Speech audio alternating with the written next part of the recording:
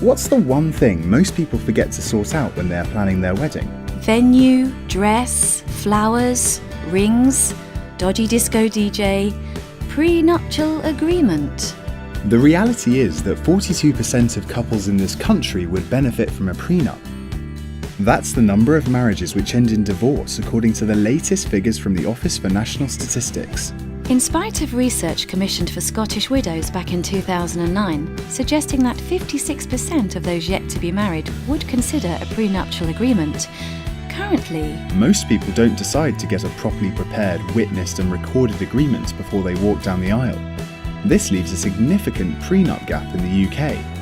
it's something that no one likes talking about when planning a wedding, but you may like things even less if the marriage doesn't turn out as you hope. And you lose 50% of that inheritance you didn't safeguard. Or the assets from your first house. Or even your collection of classic Star Wars figures. All these things will be assets to be divided in the event of a divorce, if they are not safeguarded with a prenup. What is the lesser of two evils? An awkward chat on the issue as you plan the wedding, or losing a portion of the wealth you take into a marriage? It's a bit like life insurance or a will. These things are less difficult to talk about and more commonplace. A prenup can and should be thought of in the same way. How do you raise this thorny issue with your fiancé though? It's probably more difficult to ask, will you get a prenup, than it is to say, will you marry me? So here are the facts. Prenups are commonplace the world over. They protect the assets you have going into a marriage, in the event you have to come out of that marriage. A bit like taking an umbrella in case it rains. They are not relevant just to rich people and celebrities, though celebrity splits can help us give some context.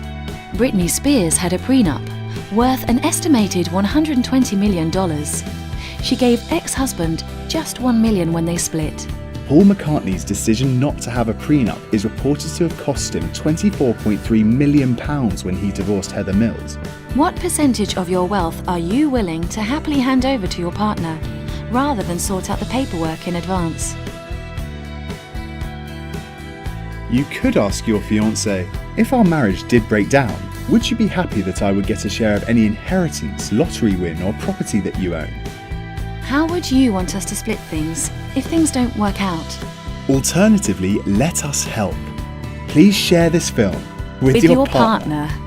Download or request our free guide, How to Create a Binding Prenuptial Agreement, or get in touch with one of our expert family lawyers in confidence today.